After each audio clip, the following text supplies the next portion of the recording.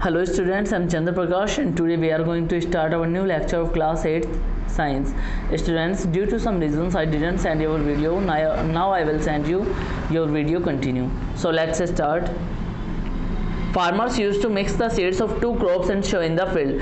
जो फार्मर्स होते हैं वो क्या करते हैं, दो टाइप के जो सीड्स होते हैं, टू क्रॉप सीड्स, उनको क्या कर लेते हैं, मिक्स कर लेते हैं और उनको खेत में उगा देते हैं.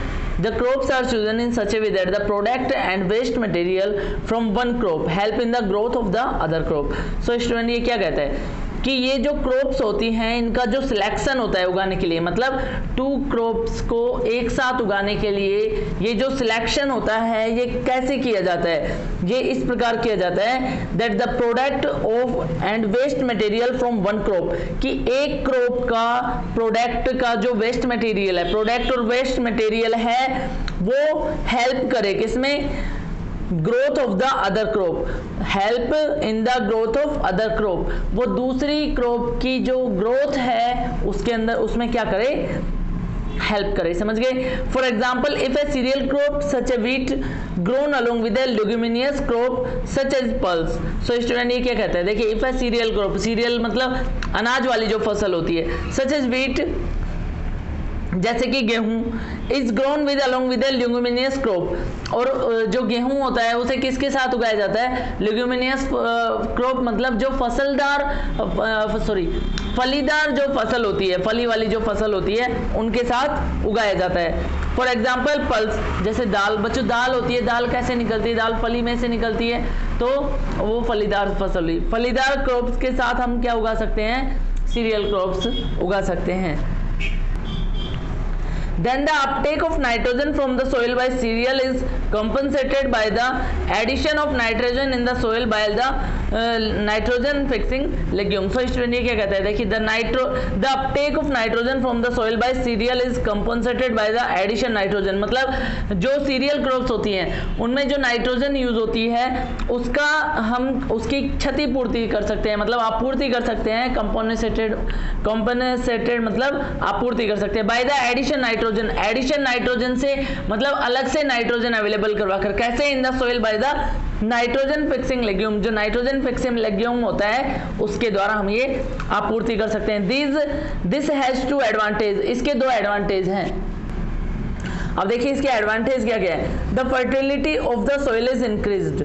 बच्चों जो फर्टिलिटी होती है सोइल की, मतलब पैदावार बढ़ाने की जो क्षमता होती है एक तरीके से, है ना, उर्वरता जो होती है वो क्या हो जाती है, इंक्रीज हो जाती है, बढ़ जाती है. Ultimately yield of the crop is improved, और जो फसल की पैदावार होती है वो भी बढ़ जाएगी. क्यों, अगर उर्वर शक्ति बढ़ जाएगी, मतलब जैसे फर्टिलिटी बढ़ जाएगी सोइल में, उससे क्या होगा, फसल अच्छी पैदा होगी, उसके अंदर कीड़े नहीं लगेंगे और फसल को कोई भी नुकसान उससे नहीं होगा, जिससे फसल की पैदावार अच्छी हो जाएगी.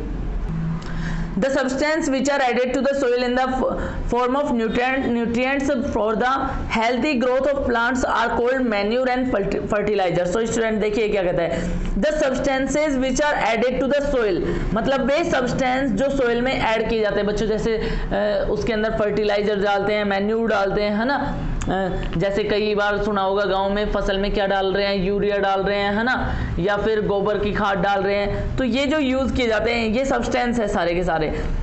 Soil in the form of nutrients, किस फॉर्म में, न्यूट्रिएंट्स की फॉर्म में, मतलब उनकी जो पोषक तत्व हैं उनको अवेलेबल करवाने के लिए. फॉर द हेल्दी ग्रोथ, किसके लिए, पौधों की हेल्दी ग्रोथ के लिए जो सब्सटेंस डाले जाते हैं, या फिर उनके पौधों की न्यूट्रिएंट्स की पूर्ति के लिए, उनके विकास के लिए जो पोषक तत्व डाले जाते हैं of plants are called manure and fertilisers. उन्हें क्या कहते हैं, मैन्यूर्स या फर्टिलाइजर्स कहते हैं. Okay.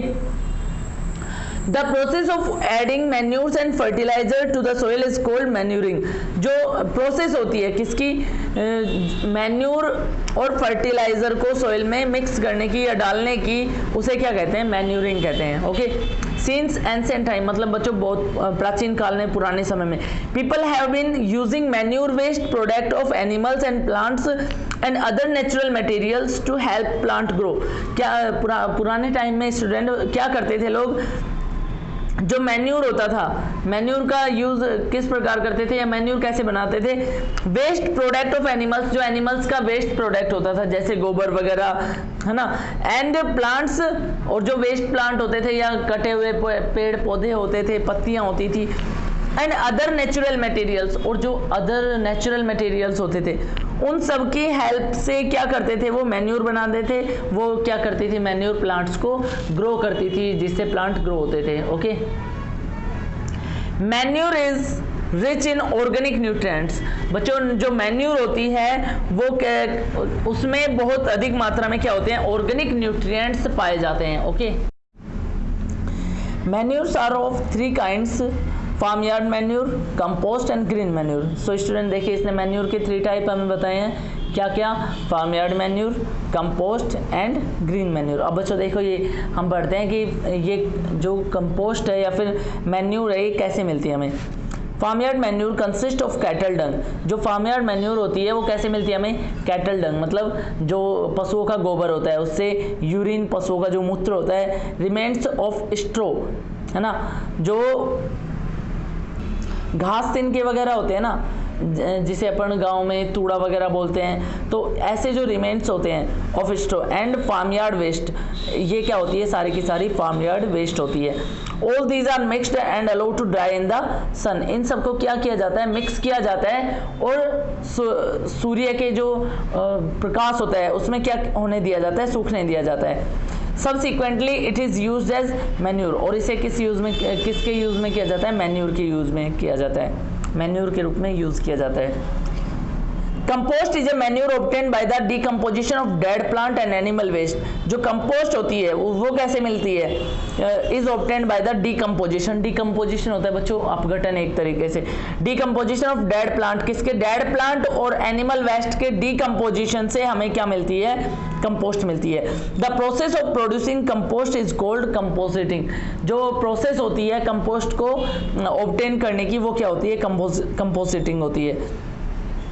Green manure consist of green plants which are ploughed along with the soil. बच्चों क्या कहता है कि ग्रीन मैन्यूर जो होती है वो क्या कंसिस्ट करती है? ग्रीन प्लांट्स कंसिस्ट करती है which are ploughed along with the soil, जिन्हें क्या किया जाता है?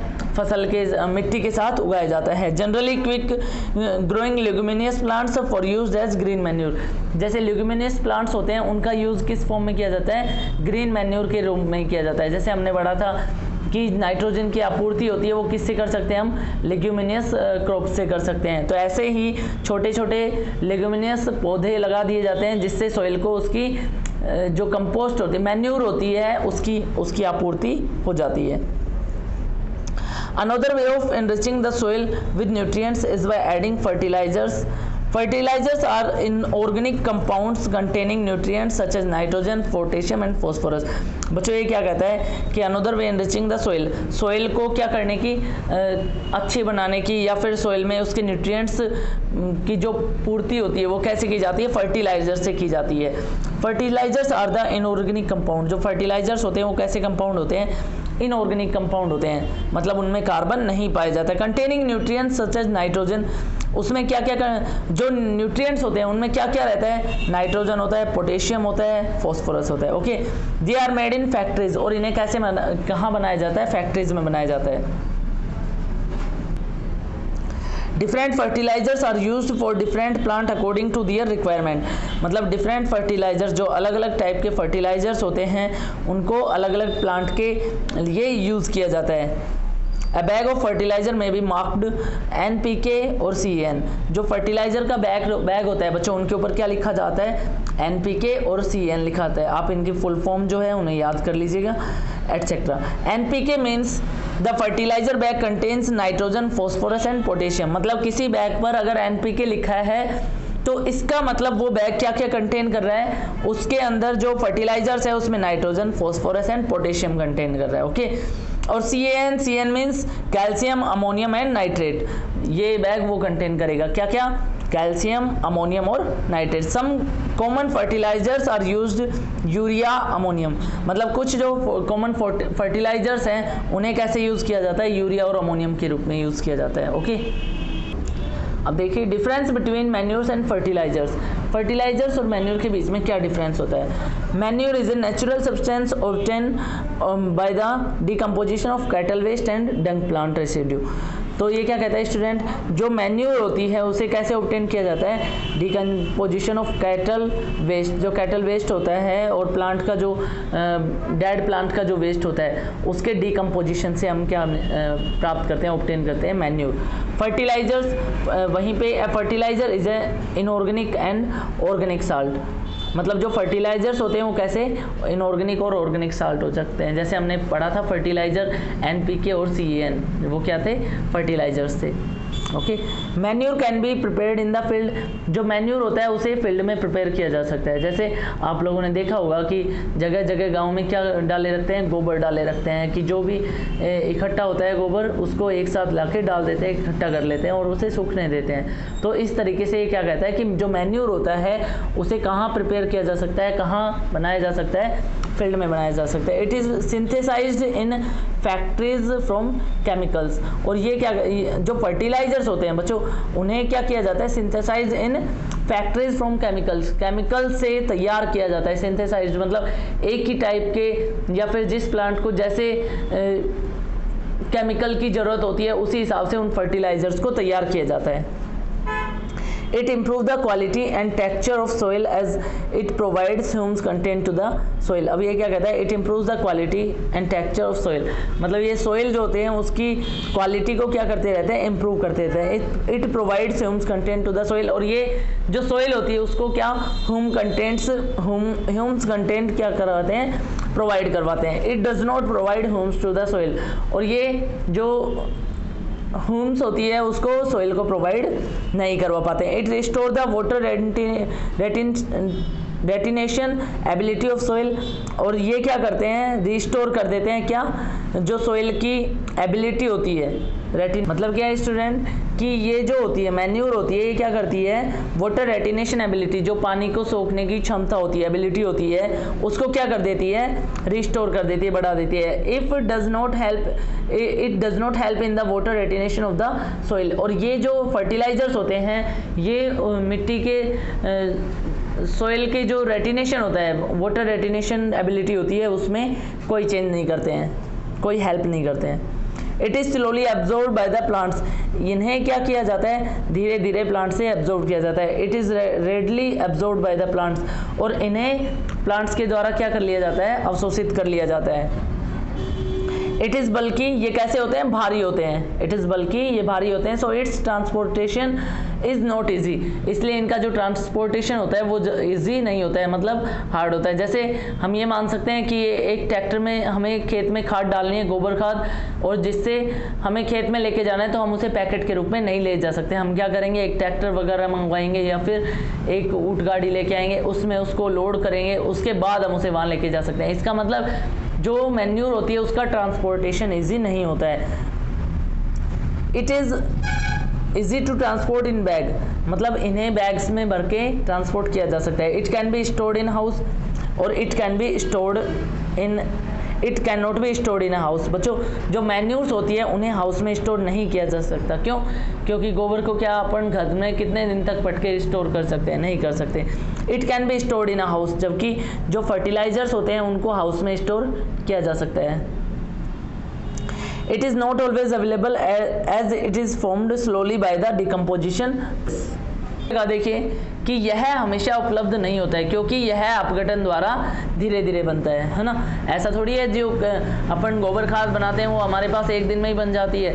कितने दिन हम उस गोबर को इकट्ठा करे रखते हैं, जो वेस्ट होता है उसको सड़ाते रहते हैं, उसके बाद वो हमें खेत में यूज़ करने के लायक मिलता है ना।